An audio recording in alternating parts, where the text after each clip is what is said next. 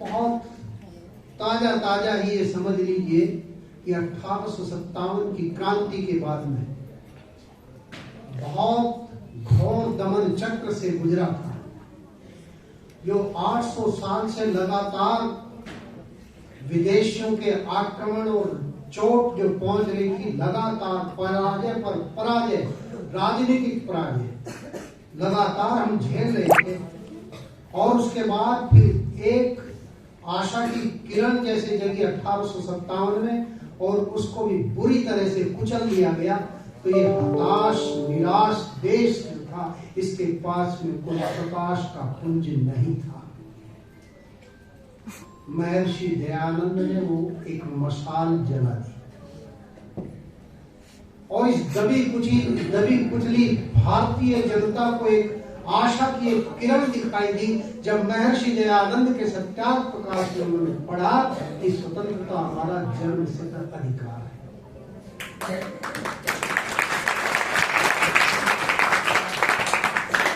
ये वाक्य बेशक बाद में अस्तित्व में आया, लेकिन भाव यहीं से लिया गया। गोपाल कृष्ण गोखले ने लिखा कि मैंने स्वतंत्रता शब्द सर्वप्रथम महर्षि दयानंद के ग्रंथों में पढ़ा, और वहीं से एक लो लगी है कि मेरा देश, इसको स्वतंत्र होना चाहिए, और स्वतंत्रता हमारा जन्म सिद्ध अधिकार है। वहां से सत्याग्रह प्रकाश एक मुर्दा कौम के अंदर जीवन का, प्राण का संचार कर देने वाली अद्भुत पुस्तक है। बहुत लंबी चौड़ी वक्तृताएं इसमें की जा सकती हैं। दर्शन के क्षेत्र में हम देखें तो महर्षि दयानंद से पहले, सत्याग्रह प्रकाश के प्रकाशन से पहले, इस देश को ये पढ़ाया जा रहा था कि इस देश में दर्शन के 6 अलग अलग आयाम हैं। विदेशी जो विद्वान थे वो कह रहे थे कि there are 7 schools of philosophy. यहाँ पर फिलॉसफी के 6 स्कूल हैं, 6 धाराएं। योग अलग है, सांख्य अलग है, न्याय अलग है, वैशेषिक की धारणा अलग है, मीमांसा की धारणा अलग है, उत्तर मीमांसा की धारणा अलग है। लेकिन महर्षि दयानंद का सबसे बड़ा उपकार दार्शनिक क्षेत्र में अगर हम कहें तो सत्याग्रह प्रकाश में महर्षि दयानंद ने स्पष्ट किया कि ये अलग अलग स्कूल नहीं है, बल्कि ये एक पुस्तक के 6 अध्याय है।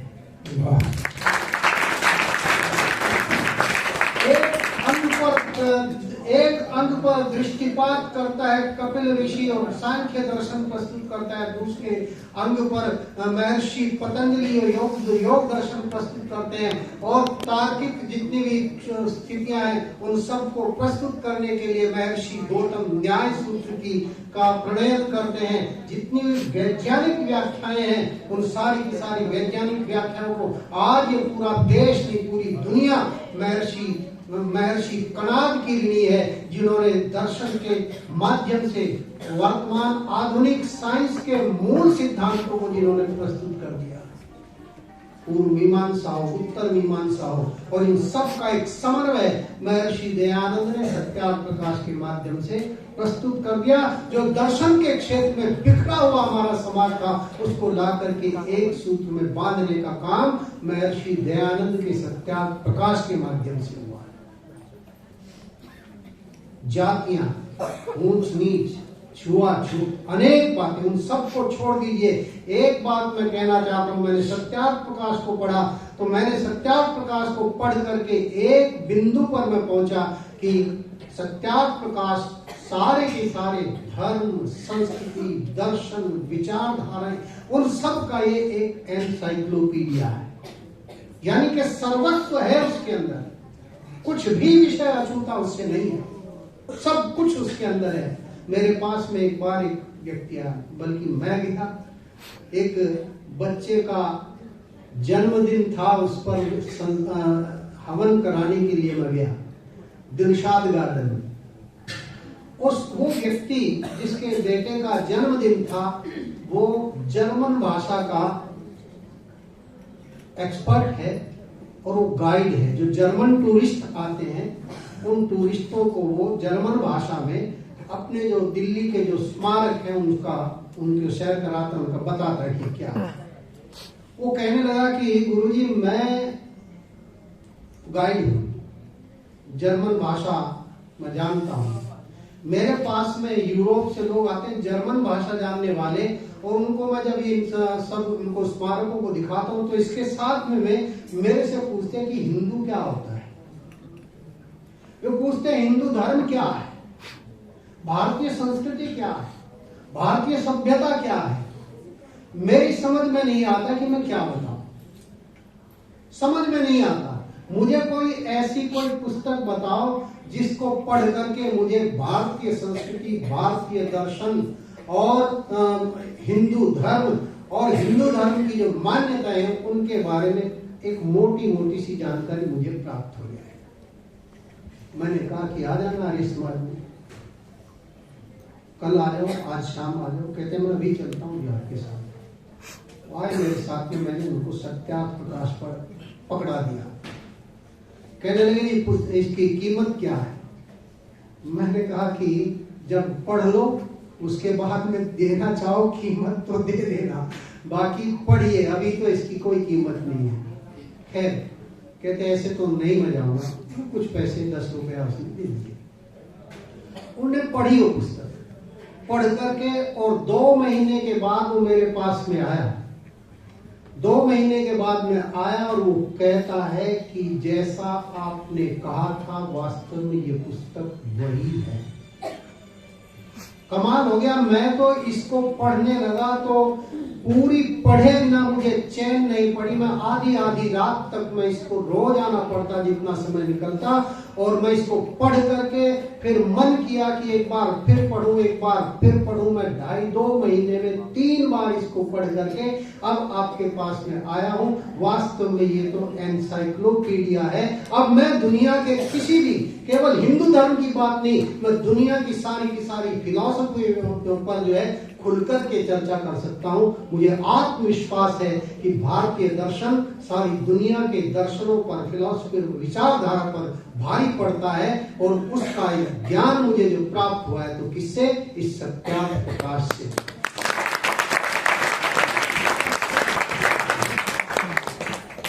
अनेक उदाहरण सत्यार्थ प्रकाश है। आदरणीय आचार्य कर्ण सिंह जी ने बहुत सुंदर चर्चाएं की और एक उदाहरण दिया, स्वतंत्र है करता। एक धारणा थी कि भाई सब कुछ परमात्मा ही करता है, लेकिन महर्षि दयानंद, मैं उसी बात को थोड़ा सा स्पष्ट कर देना चाहता हूं। महर्षि दयानंद ने ये कहा कि परमात्मा करता है लेकिन सब कुछ नहीं करता। सब कुछ करने से धारणा यह बनती थी कि जीवात्माओं का भी निर्माण परमात्मा करता है, प्रकृति के मूल तत्वों का भी निर्माण परमात्मा करता है। महर्षि दयानंद कहते हैं कि नहीं, 3 चीजें अनादि हैं, हमेशा से हैं, हमेशा रहती हैं, ईश्वर, जीव और प्रकृति। प्रकृति का निर्माण परमात्मा नहीं करता है, जीव का निर्माण भी परमात्मा नहीं करता है, लेकिन सृजन और विसर्जन की जिम्मेदारी परमात्मा की है। जिस प्रकार से परमात्मा अपनी सारी की सारी रचनाओं को करने में, सारे के सारे कार्यों को करने में जिस प्रकार से परमात्मा स्वतंत्र है, उसी प्रकार से जीवात्मा को भी या मनुष्यों को भी परमात्मा ने कार्य करने के लिए पूर्ण स्वतंत्रता प्रदान की है, लेकिन फल भोगने में परतंत्रता है। इस सिद्धांत, और इस सिद्धांत को जितना हम गहराई में जाते हैं, जितना परखते हैं, उतना ही पाते हैं कि वाह रे निराले वेदों वाले ऋषि, तेरा तो कमाल है, तेरी वक्तृता, तेरी विद्वत्ता, तेरा विश्लेषण करना ये अद्भुत है। और ऐसा अद्भुत है कि एक दिन मैं एक मौलानाओं की सेमिनार को सुन रहा, और वहां पर मौलानाओं ने एक जो है वहां पर एक स्कॉलर PhD डीलिट जिन्होंने कुरान में किया, और वो वहां पर बोल रहे, बड़े उनका सम्मान है, और वो कहते हैं कि तुम इस संसार में इस्लाम की मान्यताओं को सबसे ऊंची सिद्ध करने के लिए प्रयत्नशील हो। लेकिन यहाँ पर ये 250 मौलाना बैठे हुए हैं और मैं देख रहा हूँ कि 150 साल से पहले एक पुस्तक आई थी और उस पुस्तक का एक अध्याय जो है वो इस्लाम के ऊपर लिखा गया था, कुरान के ऊपर लिखा गया था। कम से कम 150 प्रश्न उस ऋषि दयानंद के ऐसे हैं जिनका आज तक 150 साल में जिनका उत्तर मौलाना नहीं जुटा पाए। क्या खाकर के तुम आर्य समाज का मुकाबला करोगे? और आर्य समाज यदि कहीं एक दबंगई के साथ में कहीं अपने विचार को, अपने बात को कहने में सक्षम है तो उसके पीछे एक ही ताकत है, वो महर्षि दयानंद का सत्यार्थ प्रकाश।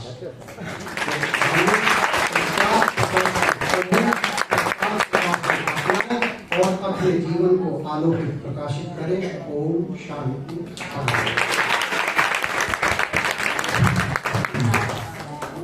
बहुत ही सधे हुए गागर में सागर आपने भर दिया। सधे हुए विचार, प्रामाणिक विचार, और केवल मौलाना नहीं, जिस पर भी लेखनी उठी, सवाल उठा, आज तक कोई उत्तर दे ही नहीं पाया। चिल्लाते तो रह गए, इधर आ जाओ, आगे आ जाओ, यहाँ आ जाओ, जवान आदमी हो तुम्हें कुर्सी किसलिए चाहिए, यहाँ आ जाओ आगे।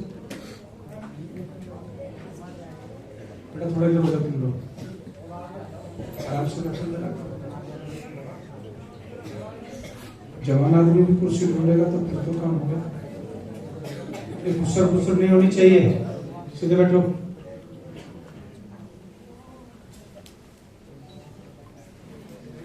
जो प्रश्न उठे हैं वो सत्य के आधार पर है,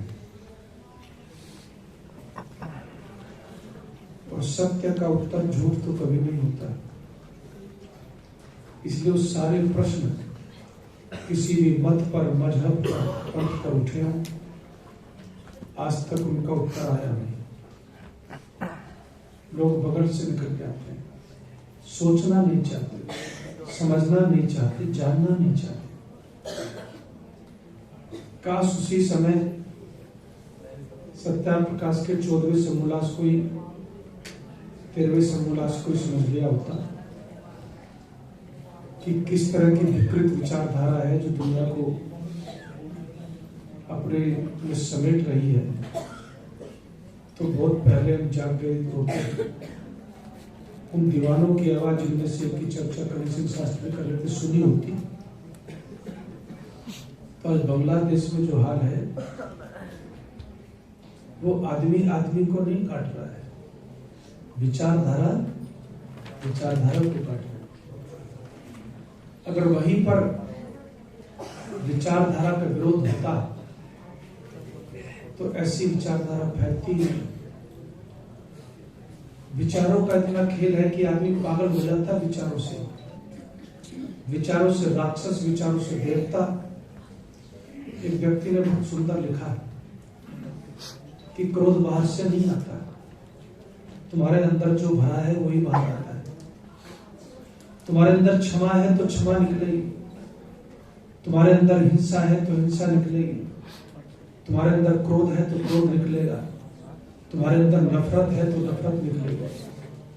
अंदर जो विचारों का तूफान है वो समस्त कर्मों को घेर लेता है। इसीलिए सत्याप्रकाश को उन लोगों ने भी सम्मान दिया, मालवीय जी जैसे लोगों ने, जो बेशक सत्याप्रकाश के 100% सिद्धांतों को नहीं मानते, लेकिन वो जानते हैं कि सत्याप्रकाश न होता। हमारे देश के बुद्धिजीवी तो महारानी विक्टोरिया की प्रशंसा में गीत लिखते रहे साहब। वो तो इस बात के लिए तैयार हो गए थे कि अगर ये पुत्रवत की तरह प्यार करेगी तो फिर इसमें दिक्कत क्या है? जब वही शासन अच्छा करेगी फिर क्यों झंझट में पड़े, झगड़े करें, आजाद करो आजाद करो। तब ऋषिनाथ ने क्या कहा? तब ऋषि ने कहा था विदेशी शासक चाहे पुत्रवत ही प्यार क्यों न करे, लेकिन स्वदेशी से कभी भी अच्छा नहीं हो सकता।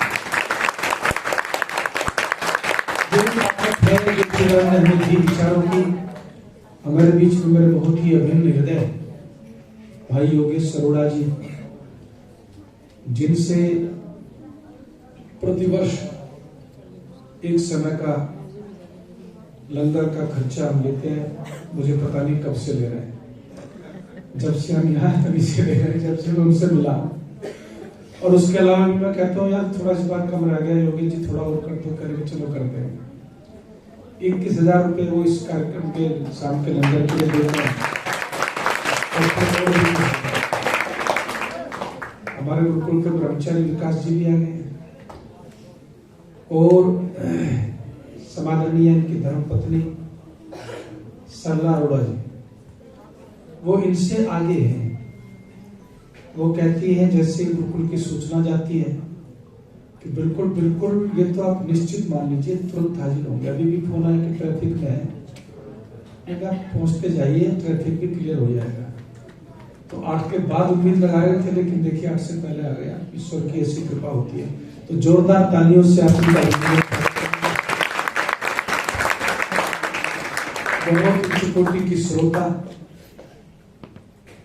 सत्यनिष्ठ, धर्मनिष्ठ, श्रद्धेया माता शिक्षा चौधरी जी का भी आज हम सम्मान करेंगे, जो बहुत समय पे मैंने अपने अलावा इतना समय का पालन करने वाला किसी और को नहीं देखा जितना माता शिक्षा चौधरी को देखा है।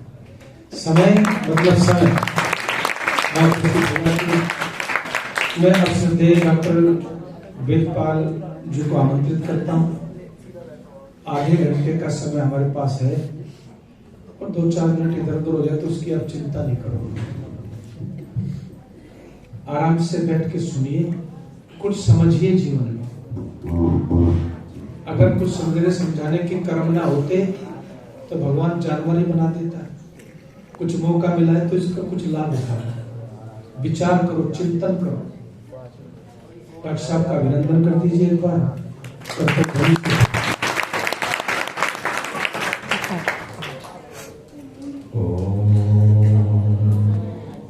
यस्य भूमि ब्रह्मान्तरिक्षमुतोदरं दिवं यश्चक्रे मूर्धनं तस्मै ज्येष्ठाय ब्रह्मणे नमः। सर्वेषां विदुषां मम चित्ते च वर्तते वन्दे तं वेदपुरुषं धियो यो न प्रचोदयात्। मंच पर उपस्थित इस गुरुकुल के यशस्वी आचार्य डॉक्टर जयेंद्र जी, मेरे से पूर्व बहुत ही विद्वत्तापूर्ण जिनकी वक्तृताएं आपने सुनी, डॉक्टर नरेंद्र जी वेदालंकार और आचार्य करण सिंह जी, जिनसे संगीत का आनंद लिया पंडित भानु प्रकाश जी, आर्य समाज की प्रधान बहन मधु वसीम जी, मंत्री बहन गायत्री मीणा जी और गुरुकुल के मंत्री कैप्टन गुलाटी जी, सम्मान के योग्य सन्यास्त वृंद, धर्मानुरागी सज्जनों, मातृशक्ति, प्रिय छात्रों छात्राओं। देखिए, कहीं भी जो बाद में रहता है उसकी स्थिति बड़ी विचित्र होती है। भोजन में बाद में रह जाए तो बचा कुचा टोकरे में पीछे जो रोटी पड़ी हो उठानी पड़ती है, और बोलने के अवसर पर पीछे रह जाए तो पहले वाले जहां तक जुताई कर चुके हैं उसे ये ढूंढना पड़ता है कहीं जगह खाली कहां पड़ी है। तो हमारे जो विद्वानों ने बड़े विस्तार से चर्चा की है। महर्षि दयानंद सरस्वती का जो कर्म क्षेत्र है वो वास्तव में मेरी दृष्टि में 1869 से प्रारंभ होता है, और 1869 से इसलिए प्रारंभ होता है कि महर्षि दयानंद 1863 में जब मथुरा से चले, लगभग 2.5 वर्ष आगरा में व्यतीत किया। जयपुर होते हुए 1866 के मई और जून के महीने उन्होंने अजमेर और पुष्कर में व्यतीत किए और उसके बाद वो हरिद्वार आए। फिर इधर घूमते घामते 1869 में जब पहली बार जाकर के काशी के पंडितों को ललकारा महर्षि ने, वहां से महर्षि का ये वास्तविक जीवन, वास्तविक कर्म क्षेत्र और दयानंद का असली स्वरूप वहां से प्रकट होना प्रारंभ होता है। उस काशी शास्त्रार्थ के पश्चात महर्षि दयानंद इधर उधर घूमते हुए और जब पुनः 1873-74 में फिर काशी में होते हैं, उस समय राजा जय कृष्ण दास वहां पर सरकारी एक अधिकारी हैं, प्रशासनिक अधिकारी हैं।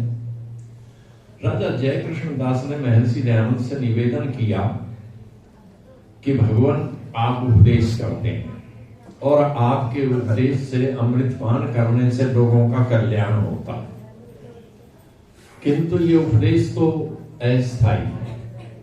संस्कृत की एक उक्ति है, कीर्ति रक्षर संयुक्ता चिरम तिष्ठति भूतले। जो चीज शब्द में आ जाती है, किसी का यश, किसी की बात यदि शब्द में आ जाए, अंकित हो जाए अक्षर के साथ, तो वो चिरजीवी हो जाती है। तो आप अपने उपदेशों को लेखबद्ध कर दीजिए और उसके लिए लेखक की व्यवस्था, उसका सारा खर्चा राजा जय कृष्ण दास ने किया। पंडित चंद्रशेखर शास्त्री लिखते थे और महर्षि दयानंद बोलते थे। अर्थात सत्यार्थ प्रकाश का प्रणयन ऐसा नहीं हुआ जैसा किसी पुस्तकालय में बैठ करके बहुत सारे संदर्भ ग्रंथों को सामने रख करके कोई नई पुस्तक लिख दी गई हो। ये एक प्रकार से महर्षि दयानंद के उपदेश थे जो उन्होंने बोल करके चंद्रशेखर शास्त्री को लिखवाए और राजा जय कृष्ण दास ने 1874 में उसका प्रकाशन किया, जिसे हम सत्यार्थ प्रकाश का पहला संस्करण कहते हैं।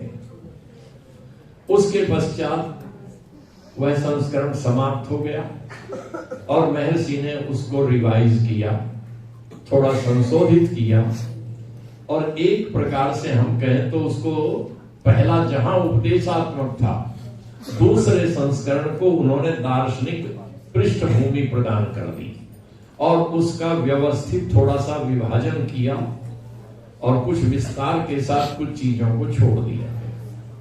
जिन चीजों को छोड़ दिया गया वो साधारण नहीं थी, ध्यान रखिएगा।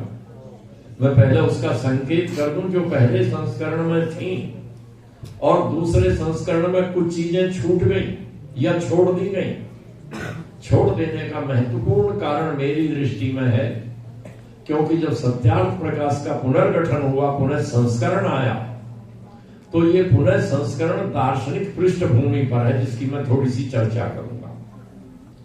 कुछ डॉक्टर नरेंद्र जी ने भी कुछ बात कही थी, तो उसके साथ उसका तालमेल नहीं था। वो बात तो थी बहुत अच्छी, किंतु अप्रासंगिक थी उस समय में, तो इसलिए उसको छोड़ा। और किन बातों को छोड़ा? दो बातों की ओर आप ध्यान कर लेंगे तो ऋषि दयानंद का सारा चिंतन और इस देश के निर्माण में ऋषि दयानंद के चिंतन की धारा का क्या प्रभाव पड़ा, आप अनुमान लगा सकते हैं। महर्षि दयानंद ने दो बातों का विरोध किया उस समय के, जो ईस्ट इंडिया कंपनी के बाद महारानी के हाथ में चली गई सत्ता थी।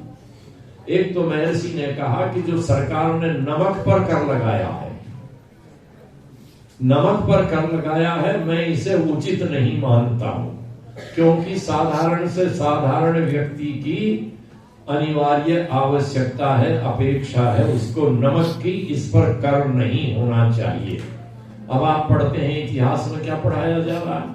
महात्मा गांधी ने सत्याग्रह किया था, नमक बनाया था लोगों ने, किस लिए? अंग्रेजों के नमक के कानून को तोड़ने के लिए, जो उन्होंने कुछ प्रतिबंध लगाए थे नमक के बनाने पर। महात्मा गांधी कितने साल के थे जब सत्यार्थ प्रकाश का पहला संस्करण आया? 5 साल के थे, ज्यादा से ज्यादा 4.5 के तो हो सकते हैं, 4 के हो सकते हैं किंतु 5.25 के नहीं थे। महात्मा गांधी का जन्म 1869 का है और सत्यार्थ प्रकाश 74 में छप गया।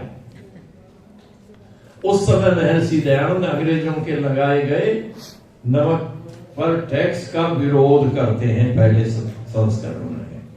एक दूसरी बात आज भी बड़ी बात उठती है, जो वनांचल के प्रदेश हैं, जो जंगली क्षेत्र है, वहां रहने वाले जो वनवासी हैं, उनके सामने बड़ी कठिनाइयां आज भी आती हैं।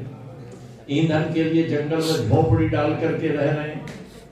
गैस की सुविधा तो आज तक भी नहीं पहुंची ऐसे स्थानों पर, बड़ी कठिनाइयां पहुंची है तो आधी अधूरी। वो लोग क्या करते हैं, अपने पशुओं के लिए चारा उन्हीं वनों के अंदर से घास फूस या जो कुछ उग जाता है उसको काट लाते हैं। पेड़ की हरी टहनियां काट लेंगे, अपने पशुओं का चारा बना देंगे। और पेड़ों की जो सूखी टहनियां हैं या जो काटी हुई हैं कुछ सुखा लेते हैं। युक्ति होती है, मनुष्य को जरूरत है तोड़ देगा, लटक जाएगी, कुछ दिन में सूख जाएगी, फिर उसे उठा लाएगा, ईंधन बनाते। उस पर सरकारें प्रतिबंध लगाती हैं, आज भी प्रतिबंधित है और अंग्रेजों ने भी प्रतिबंधित किया था।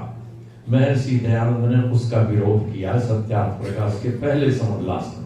आप सोच करके देखिए, जो जन साधारण है, साधारण से साधारण व्यक्ति है, जिस तक ऋषि दयानंद के उपदेश नहीं पहुंच रहे, जो ऋषि दयानंद से प्रश्न पूछ रहे, नहीं आता, समझने नहीं आता, और ऋषि दयानंद को कुछ दे भी नहीं रहा। ऋषि दयानंद उसका हित चिंतन करते हैं। ये ऋषि दयानंद का ऐसा चिंतन है जिसे हम कह सकते हैं कि ये मानवतावादी संप्रत्यय है ऋषि दयानंद का। इससे बढ़कर मानवता का हित चिंतन कौन व्यक्ति कर सकता है, जो ऋषि दयानंद ने सत्यार्थ प्रकाश के माध्यम से किया। अब दूसरा चिंतन सोच करके देखिएगा, एक बिल्कुल नई दृष्टि से सोचिए। डॉक्टर नरेंद्र जी दार्शनिक पक्ष की बात कर रहे थे, उसको आप एक नए ढंग से देखिए, नया एंगल लीजिएगा। सत्यार्थ प्रकाश में भी आचार्य शंकर की मान्यता को महर्षि ने उद्धृत किया है। ब्रह्म सत्यम जगन मिथ्या जीवो ब्रह्मैव नापरः। और जो वेदांतियों के 4 महावाक्य हैं, उन 4 महावाक्यों को भी महर्षि ने सत्यार्थ प्रकाश में उद्धृत किया है और उनकी समालोचना की है। अब थोड़ी देर के लिए मान ले हम आचार्य शंकर की बात। बड़े बड़े विद्वानों की धारणा है कि आचार्य शंकर कहता है इतना बड़ा विद्वान है, इतना बड़ा दार्शनिक है, वो इसलिए मान लेनी चाहिए। इलाहाबाद विश्वविद्यालय के भूतपूर्व कुलपति एक बार बड़ौदा में पीएचडी का वायवा लेने आए, और जब व्यक्ति रिटायर हो जाता है तो फिर उसे जल्दी नहीं होती कि वायवा लेकर के आज ही लौट करके जाना है। सीएल तो आज की मिली है, ड्यूटी लीव तो आज की है, कल तो लौटना है, तो फिर नहीं लौटता। फिर तो पहले दिन शाम को आता है, अगले दिन वायवा लेता, रात्रि विश्राम करता, फिर अगले दिन की ट्रेन पकड़ेगा, जो करेगा वो करेगा। तो कुलपति महोदय से चर्चा हो रही थी, बार बार वो ये कहते थे शंकर शंकर। वो जितना शंकर कहते थे मैं उतना ही महर्षि की बात कहता था। वो कहने कि मैं मानता हूं स्वामी दयानंद कहा उन्होंने कि वो बड़े समाज सुधारक थे। मैंने कहा डॉक्टर साहब आप महर्षि दयानंद का अवमूल्यन क्यों कर रहे हैं? समाज सुधारक कह करके तो आप उनका अवमूल्यन कर रहे हैं। समाज सुधार तो बहुत छोटा सा हिस्सा है मनुष्य के जीवन का, ये तो अवमूल्यन है उनका। महर्षि दयानंद तो वेद भाष्यकार है। महर्षि दयानंद तो दर्शनों की गुत्थियों को ऐसा सुलझा देते हैं कि जहां व्यक्ति उलझा हुआ है वो महर्षि दयानंद के वाक्य को पढ़ करके तो उलझन ही समाप्त हो जाती है। तो वो तो स्वयं आचार्य हैं, महर्षि तो स्वयं कल्पकार आचार्य हैं कर्मकांड के। तो ऐसे महर्षि को आप समाज सुधारक के क्यों अवमूल्यन करते हैं? तो उन्हें कोई रास्ता नहीं पा रहा था, वृद्ध थे, मैं भी ज्यादा थोड़ा नहीं बोल सकता था। कहने लगे देखो वो तो मैं सब मानता हूं, पर आचार्य शंकर तो बड़ा ही है। अब आचार्य शंकर कैसे बड़ा है सोचकर देखिए। आचार्य शंकर कहता है जगत मिथ्या, ये संसार मिथ्या है, सत्य तो केवल ब्रह्म है। ठीक है, मान लिया, थोड़ी देर को मान लीजिए, सपोज कर लिया कि जगत मिथ्या है। आप कहां रह रहे हैं? जगत में या कहीं और है? जगत में ही है, संसार में ही है। अब जो आप भोजन करेंगे, सायंकाल लंगर होगा, तो वो लंगर में परोसे जाने वाली सामग्री सत्य है या मिथ्या है? तो आपने कहा मिथ्या हो गई, तो अरोड़ा जी के 21,000 रुपए देना भी मिथ्या, तो धन्यवाद किसका हो रहा था? समाज में शोषण करने वाला व्यक्ति समाज का शोषण करके अपनी मूंछ को ताव देता रहे, तो आप कहें इसने बड़ा शोषण किया। कहां शोषण कर लिया? वो तो मिथ्या है, वो तो मिथ्या है। उसका मूंछ पर ताव देना भी मिथ्या, उसका दूसरे को सताना भी मिथ्या है, क्योंकि जगत ही मिथ्या है। नहीं नहीं, ये जगत मिथ्या नहीं है। ऋषि दयानंद की दृष्टि बिल्कुल भिन्न है। ऋषि दयानंद कहते हैं कि जगत भी सत्य है, किंतु समझ करके देखिए कैसा सत्य है। जो प्रकृति के परमाणु हैं वो सत्य है, वो सत्य है। केवल ये जो विकृति है दार्शनिक दृष्टि से, जिसे हम प्रकृति माने बैठे हैं, प्रकृति तो दार्शनिक किसको कहते हैं? सत्वरजस्तमसाम साम्यावस्था प्रकृति। वो तीनों गुणों की जो साम्यावस्था है वो तो प्रकृति है। और जैसे ही उसमें विक्षोभ प्रारंभ होता है, उन परमाणुओं में हलचल प्रारंभ होती है, तो क्या बनता है? दार्शनिक स्वयं, सारे दार्शनिक कहते हैं ये विकृति है। अब सोच करके देखिए कि सत्य तो प्रकृति है, ये तो सारी विकृति है। तो क्या तुम उस प्रकृति को, जगत के मूल परमाणुओं को भी मिथ्या मान रहे हो? और यदि उन्हें भी मिथ्या मान रहे हो और जीव को भी मानते हो कि जीव और ब्रह्म दो है ही नहीं, वो तो क्या है? वो तो उसका अंश है। उनका जो अंशांशी भाव का सिद्धांत है, तो थोड़ी सी देर के लिए सोचिए कि हमने मान लिया अंशांशी भाव बिल्कुल ठीक बात है, हो सकता है अंश हो जाए, क्या नुकसान है? मान लेते हैं कि जीव जो ब्रह्म का अंश है। और जरा थोड़ी देर के लिए बताइए कि जो अंश होता है उसमें अंशी के गुण होंगे या नहीं होंगे, या बदल जाएंगे? आप सुनार के यहां जाइए, अब शादियों का सीजन चल रहा है, और लेकर के जाइए लोहा, चांदी, तांबा। चांदी भी महंगी हो गई है बहुत, क्यों लेकर के जाएं? लोहा लेकर के जाइए, एल्यूमिनियम लेकर जाइए, और उससे कहिए इससे 1 तो 2 तोले की चैन बना दो सोने की, और 1 तोले के कान के कुंडल बना दो, 5 ग्राम की एक अंगूठी बना दो, और 2 पांव के बिछुए बना दो, और 2 सैंपल बना दो, और लेकर जाइए एल्यूमिनियम या लोहा। कह देगा रखो इसे उधर। ऐसा हो सकता है? जो उपादान है, उपादान के गुण, उससे जो उत्पाद होगा उसमें उसके गुण आएंगे। यदि स्वर्ण उपादान है तो सोने का कुंडल बनेगा, आप सोने से बनाएंगे। चांदी उपादान है तो चांदी का बनेगा। तो ऐसे ही ब्रह्म सत्य है, तो उसका अंश होते हुए भी जीव अंश तो मान लिया सपोज करके, वो मिथ्या कैसे हो जाए? वो तो उससे भिन्न हो ही नहीं सकता। उसमें तो उसी के गुण आने चाहिए। वो तो सत्य, चित और आनंद है। कोई भी प्रतिपत्ति नहीं है किसी दार्शनिक की कि जो ब्रह्म है, परमेश्वर है, वो सच्चिदानंद नहीं है। सब मानते हैं सच्चिदानंद है। तो जीव मान लिया थोड़ी देर के लिए उसका अंश है, तो उसका अंश होते हुए तो फिर वो भी सच्चिदानंद क्यों नहीं है? फिर वो भी तो आनंद स्वरूप होना चाहिए। जीव कितना ही प्रसन्न हो जाए, कितने ही संसार के बढ़िया से बढ़िया साधन सुलभ करा दीजिएगा, किंतु हमेशा आनंदित नहीं रह सकता। जिसको प्रधानमंत्री पद मिला उस दिन तो आनंदित हो सकता है, जिस दिन अविश्वास प्रस्ताव आएगा लोकसभा में उस दिन रात को नींद भी नहीं आएगी, भले ही बच्चा। आनंद तो चला ही जाएगा। पता नहीं कब कितने लोग क्रॉस वोटिंग कर दें। हो जाता है ना आजकल तो क्रॉस वोटिंग है। बहुमत माला अभिषेक मनु सिंह भी हिमाचल में आ गया, क्रॉस वोटिंग ना। तो ये खतरा भी तो बराबर बना हुआ है। तो जीव कभी आनंदमय कैसे हो सकता है? कभी नहीं हो सकता। और यदि हो सकता होता तो जीव की तो बात छोड़ दो, जिनको तुमने मान लिया कि ये ईश्वर का अवतार है, वो आनंदित होते हैं। किसी अवतार को देख लीजिएगा, कोई एक अवतार बताइए, जितने अवतार अब तक हो चुके हैं, अब आप तो बता नहीं सकते, किंतु मैं कहता हूं एक भी अवतार ऐसा नहीं है जो जन्म से लेकर मृत्यु तक, जब तक वो देह में रहा हो तब तक आनंदित रहा हो। मत्स्य की बात छोड़ दीजिएगा, कूर्म की छोड़ दीजिएगा, वराह की छोड़ दीजिएगा, इन सब की छोड़ दीजिएगा।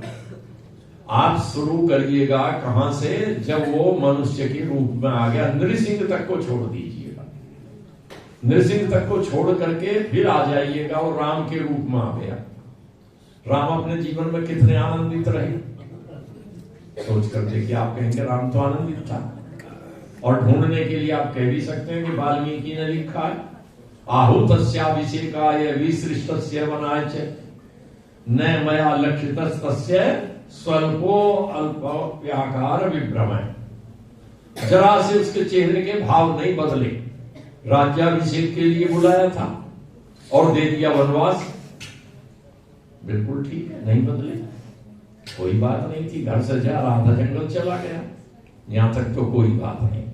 किंतु जरा उसी वाल्मीकि को वहां देख लीजिएगा जब सीता का हरण हो गया, और सीता का हरण होने के पश्चात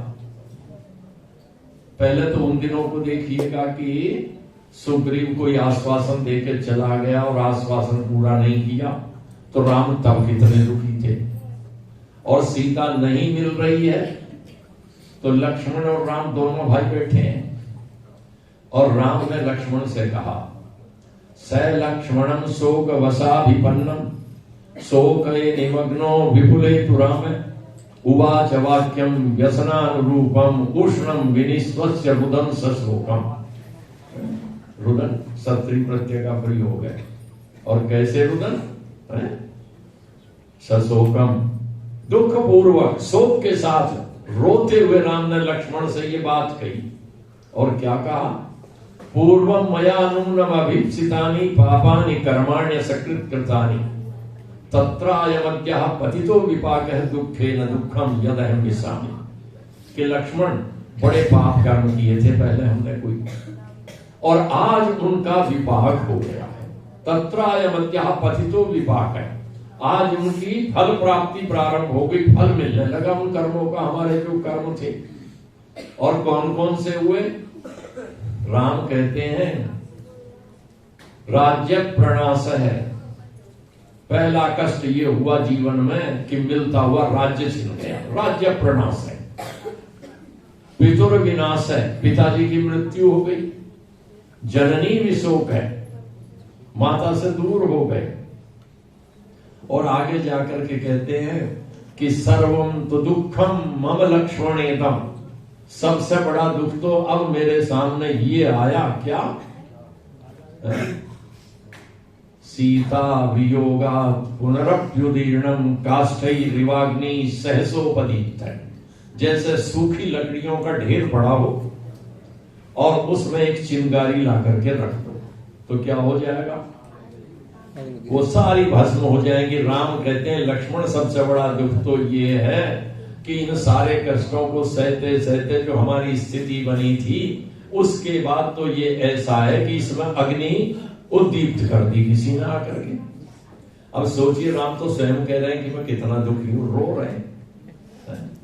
और सारे अवतारों को देखिएगा, और थोड़ी देर को मान लें प्रसंग नहीं बदले, हम 1 मिनट में बात करूं।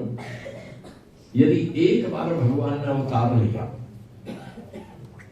एक बार अवतार लिया, जिस प्रयोजन के लिए लिया, तो वो तो पूरा हो जाना चाहिए था उसमें। जिस पापी को दंड देने के लिए, जिसको मारने के लिए जन्म लिया, भगवान ने शरीर धारण किया, विग्रह कह दीजिएगा, कुछ भी कहिए, अवतारधारी हुए, और उसको सजा दे दी, तो कहानी खत्म हो जानी चाहिए थी या नहीं खत्म हो जानी चाहिए थी? सोच कर देखो, कहानी खत्म नहीं हुई। अवतारवाद की परंपरा पढ़ेंगे तो आपको पता लग जाएगा, कहानी खत्म नहीं हुई। जिसको मारा वो दुगनी ताकत से खड़ा हो गया, वो दुगनी ताकत से खड़ा हो गया। आपने मारा पड़ोसी को, और थोड़े दिन के बाद पड़ोसी फिर ललकारने लगे। तो क्या मार लगाई आपने? मार तो तब थी कि वो पड़ोसी आपकी ओर को मुँह ही ना करता, तब तो मार थी। आप फिर रूप बदल करके आप भी आए, पहले से ताकतवर हो गए आए हो, फिर मारा। वो अगली बार और ताकतवर होकर के खड़ा हो गया। एक बार नहीं, बार बार हुआ। वो संदर्भ मेरे विशेषालय छूट जाएगा, उसे छोड़ दीजिए। तो ऋषि दयानंद जी महाराज ने कहा कि नहीं नहीं, जीव भी सत्य है, ब्रह्म भी सत्य है और प्रकृति भी सत्य है। इसलिए उसको कहा ये तो सत है, और जीव सत और चित है, प्रकृति केवल सत है और ब्रह्म सत चित आनंद है। दर्शनकार क्या कहता है ईश्वर को? आनंदमयो अभ्यासात्। और अंशांशी भाव देखना हो तो जरा आचार्य शंकर के भाष्य को वेदांत दर्शन में देख लेना। अंशो नाना व्यपदेशात्, इस सूत्र की व्याख्या में आचार्य शंकर को पढ़ लेंगे संस्कृत भाष्य, तो आपको पता लग जाएगा कि आचार्य शंकर कैसे बच करके इधर उधर को भागते दिखाई देते हैं। क्या ऋषि दयानंद की ये जो चिंतन धारा थी, अब ऋषि दयानंद की चिंतन धारा ने दिया क्या हमें? देखिए, मनुष्य बढ़ता है किसके नाम पर? ईश्वर के नाम पर। मनुष्य बढ़ा है, मानव जाति हमेशा बढ़ती रही है ईश्वर के नाम को लेकर के। ऋषि दयानंद ने उसके लिए एकता स्थापित करने का प्रयास किया, और ऋषि दयानंद ने जो ईश्वर के नामों की व्याख्या की, ये बताया ये सारे के सारे नाम गौणिक हैं, ईश्वर के एक एक गुण को लेकर के कहे गए हैं, समग्रता नहीं है। समग्रता तो कहा कि समग्र ईश्वर का वाचक ओम है, जिसको योग दर्शनकार ने कहा कि तस्य वाचक है प्रणव है, उसका वाचक प्रणव है, ओम है। बाकी तो सारे उसके एक एक गुण का वर्णन करते हैं। और सत्यार्थ प्रकाश का प्रभाव कितना पड़ा? सत्यार्थ प्रकाश का प्रभाव आपको दिखाई नहीं देता, लगता है कम पड़ा है समाज में। सत्यार्थ प्रकाश का प्रभाव कम नहीं पड़ा। हमारे इन्हीं पौराणिक मित्रों पर, इन्हीं सनातन धर्मी मित्रों पर जो मूर्ति पूजा करते हैं, इन पर सत्यार्थ प्रकाश का बहुत प्रभाव पड़ा।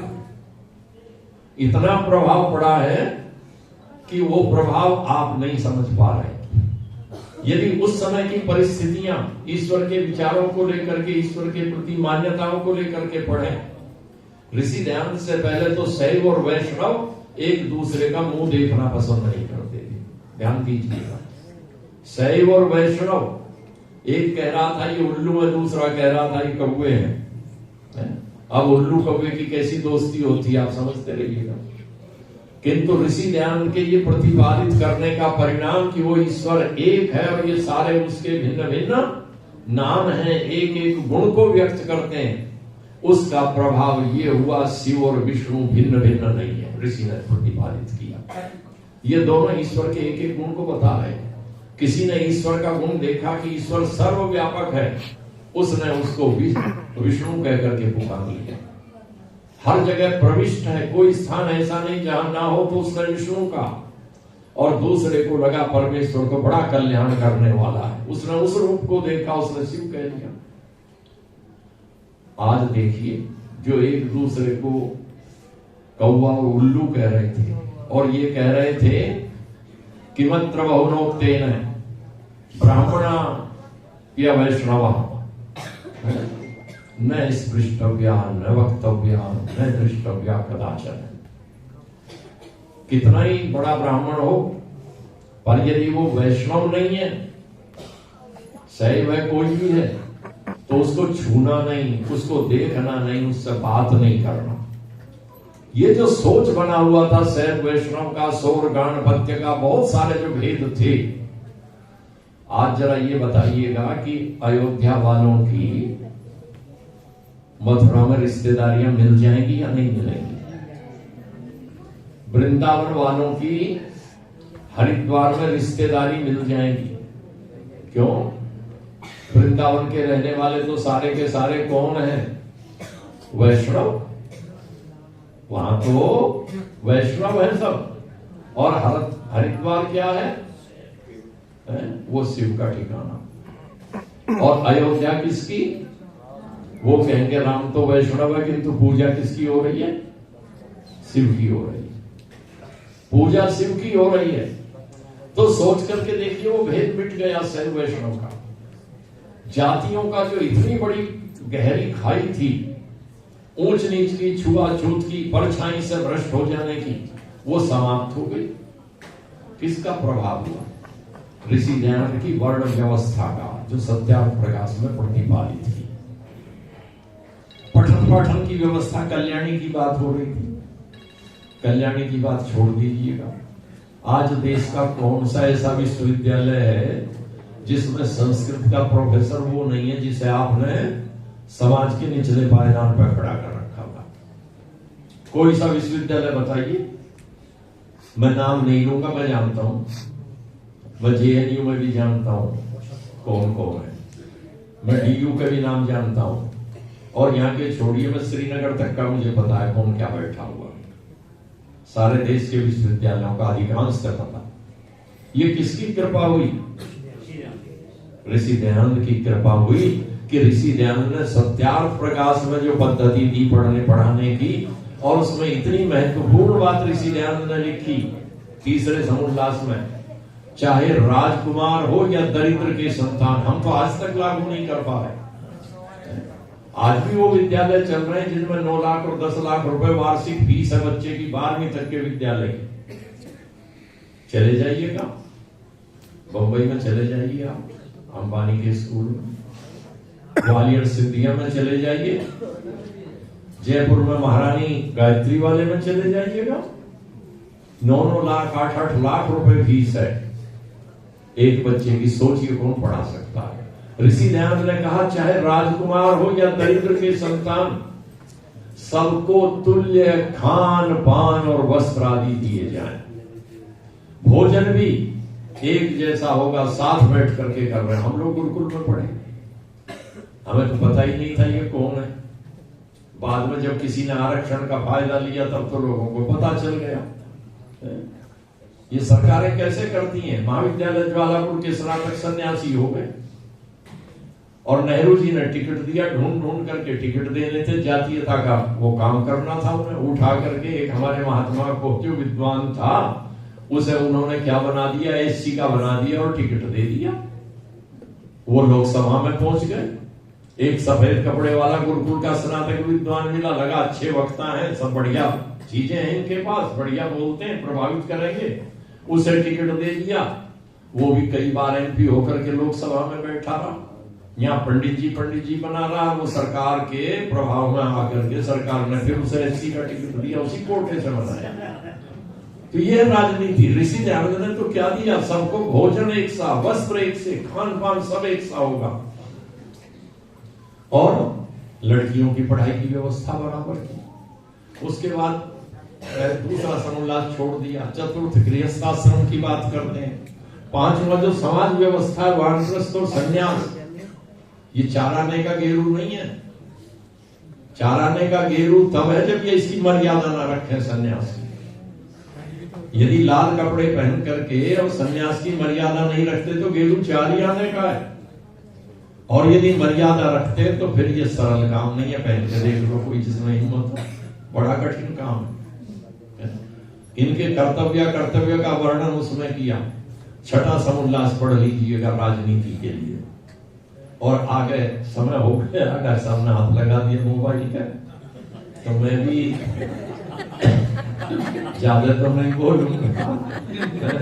और देखिए कॉलेज में रहते हुए तो हम लोगों की तो आदत होती है सबकी। गुरुकुल में तो भले ही घंटा 2 घंटे कितने ही पढ़ाते रहो, पर वहां तो ये है, घंटी बजी है तो घंटी बजते ही टॉपिक अधूरा रह गया तो कल पूरा करेंगे जितना समय लगेगा। तो आपने सुना 14वें समुल्लास के प्रभाव की बात कहकर के बात समाप्त कर। महर्षि दयानंद ने चमत्कारों का विरोध किया है। चमत्कारों का विरोध किया है। और इस्लाम में सबसे ज्यादा चमत्कार है, ईसाइयत में चमत्कार है। मोहम्मद साहब के उंगली उठाने से चांदी के 2 टुकड़े हो जाना, या बुराक पर बैठ करके चले जाना आसमान तक, जरा सर सैयद अहमद खान को पढ़ लेना है कि इन सारे चमत्कारों का खंडन करते हैं सर सैयद अहमद खान, और अलग ढंग से उसकी व्याख्या करते हैं। अलंकारिक उन्होंने भी कुरान की व्याख्या की है, सर सैयद अहमद खान है जो अलीगढ़ मुस्लिम यूनिवर्सिटी के संस्थापक हैं। तो ये सारी चीजें आप देखेंगे तो आपको लगेगा कि सत्यार्थ प्रकाश का प्रभाव तो बहुत बड़ा है मनुष्य के जीवन पर। ये दूसरी बात है कि हमारे सदस्य नहीं बने। धन्यवाद।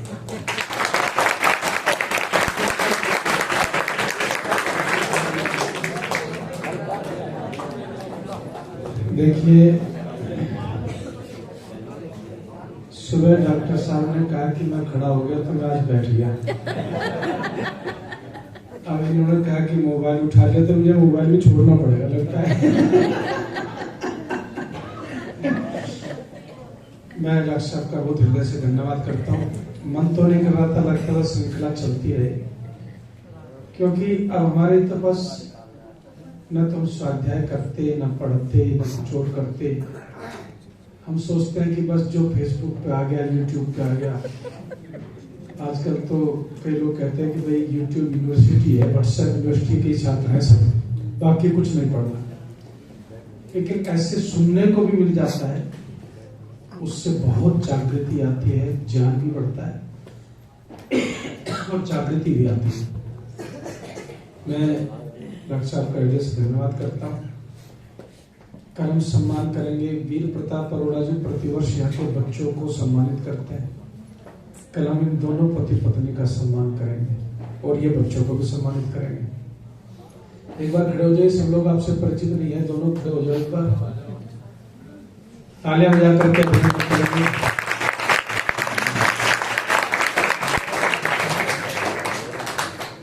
मैं प्रधान जी का आदेश है तो मेरे पास और कोई रास्ता है भी नहीं।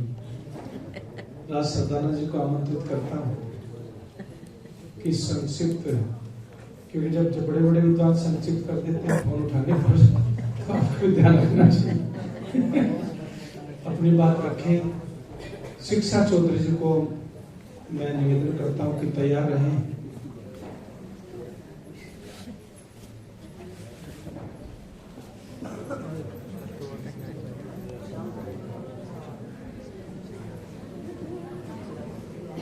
और आज हम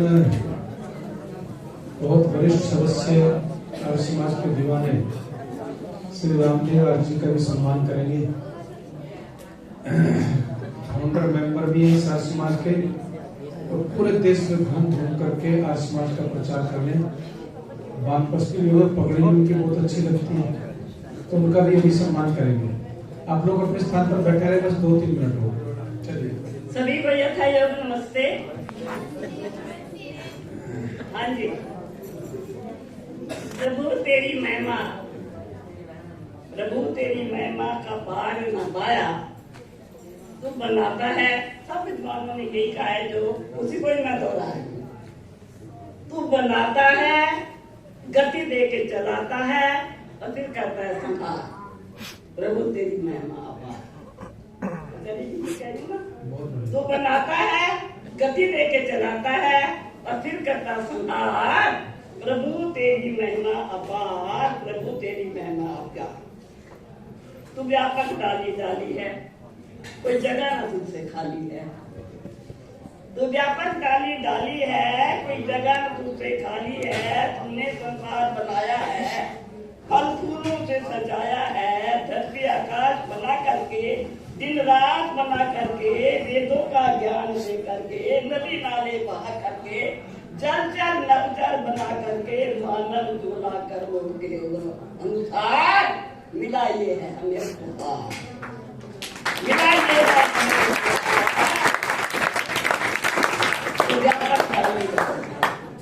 पूज्य आचार्य जी वेदों के पार सुन लिया ना आपने।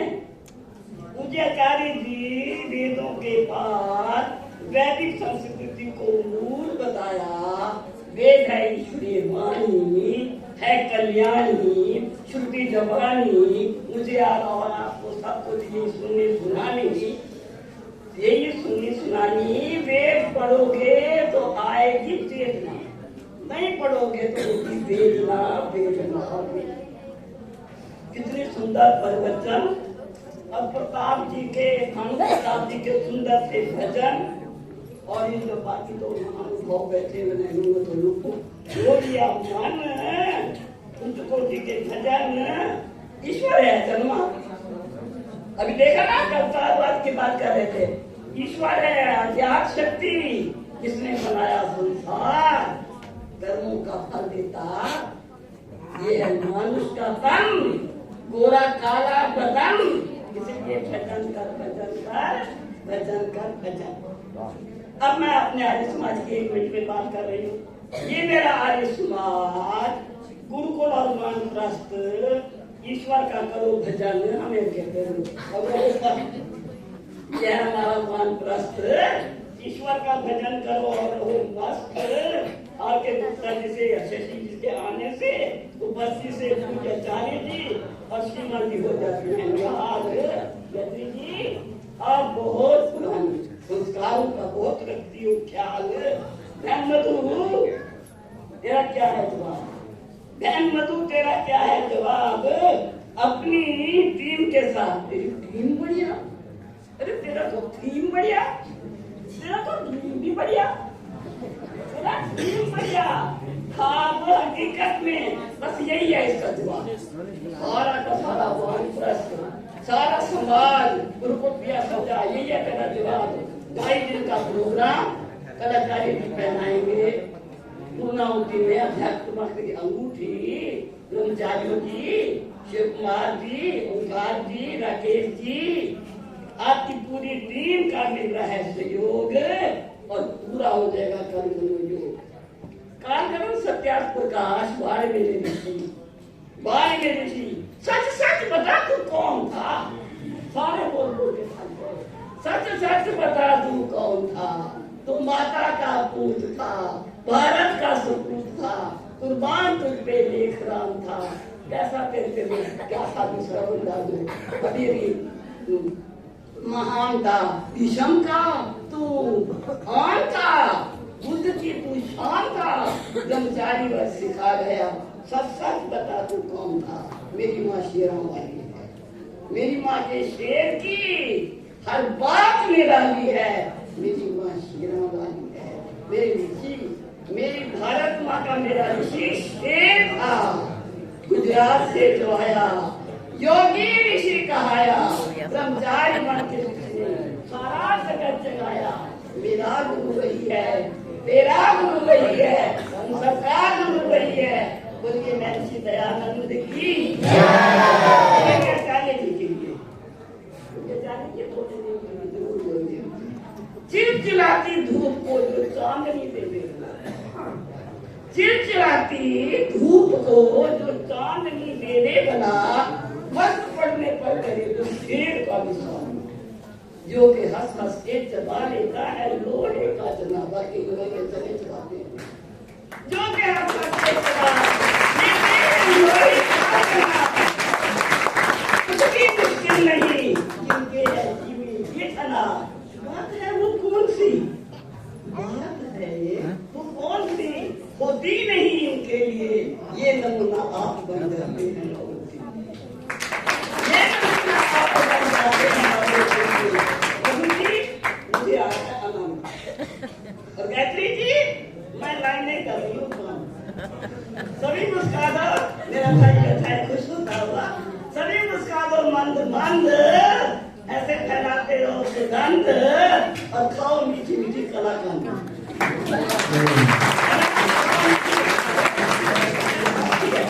खाओ मीठी मीठी कलाकंद।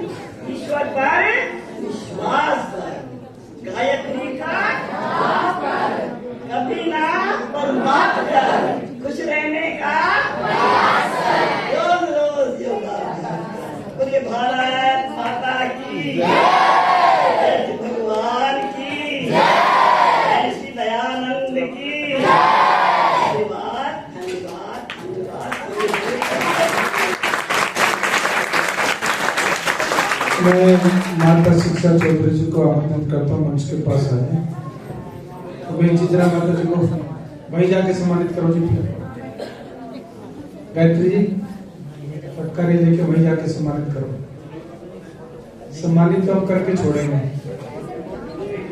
रामदेव जी से निवेदन है, मंच के पास आ जाए।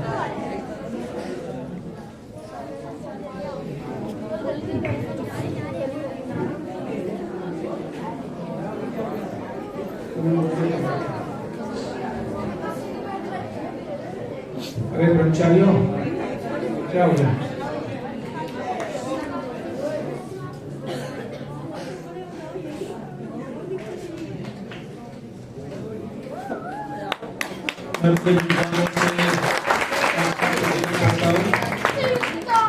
कि संस्थापक सदस्यों में से एक है आदरणीय रामदेव जी, वानप्रस्थ की दीक्षा ले ली है, प्रचार प्रसार में जुटे हुए हैं। सभी अधिकारी माता शिक्षा चौधरी जी के लिए एक बार ताली बजाएं। अच्छा बजाइए। बहुत निष्ठावान व्यक्ति है। सब लोग साथ में आइए।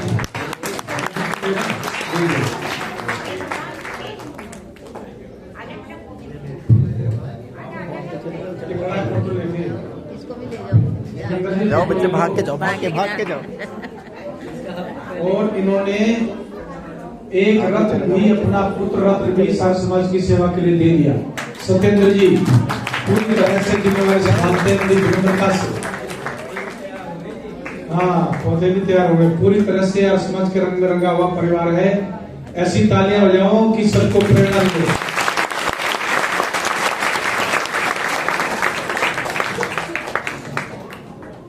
अब मैं योगेश अरोड़ा जी, सरला अरोड़ा जी को 5,000 रुपए का योगदान माता शिक्षा चौधरी जी ने इस कार्यक्रम के लिए दिया। माता जी का बहुत बहुत हार्दिक धन्यवाद। मैं योगेश अरोड़ा जी, सरला अरोड़ा जी थक गए कहते हैं।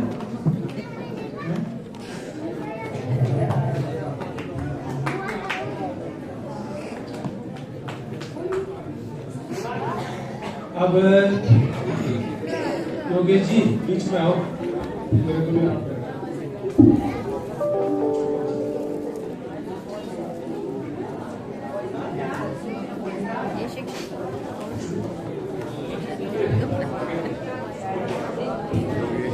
रामदेव जी अपनी सीट एक बार चेक करवाना।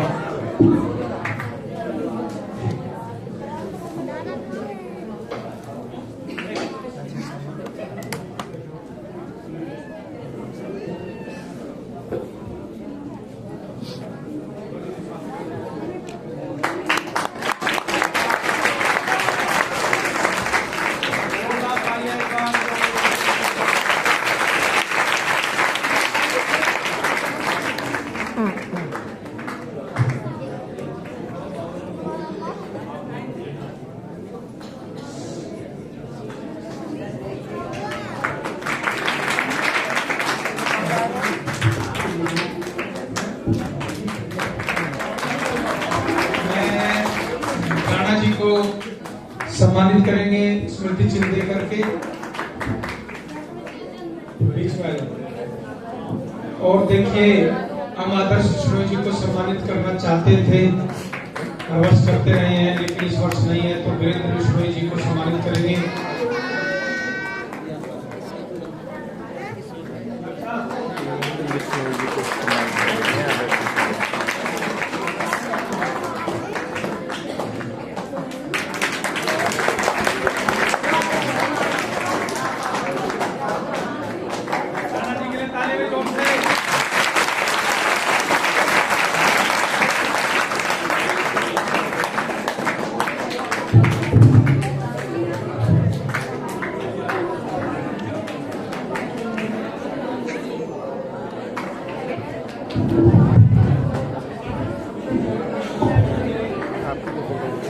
साहब आइए।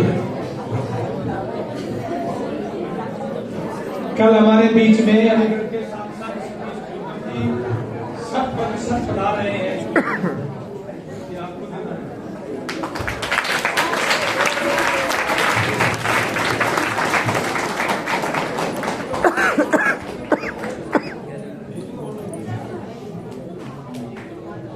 ओम द्यौः शान्ति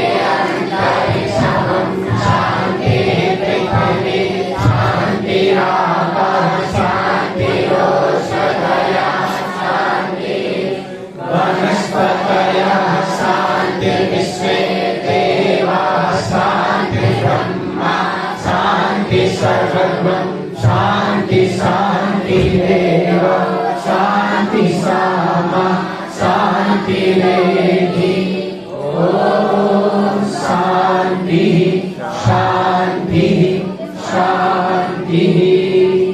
जो बोले स्व है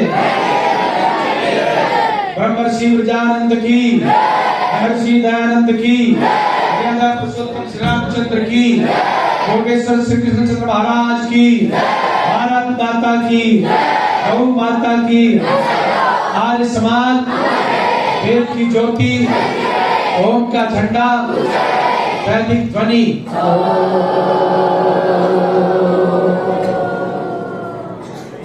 वैदिक के अभिवादन सभी को सादर नमस्ते।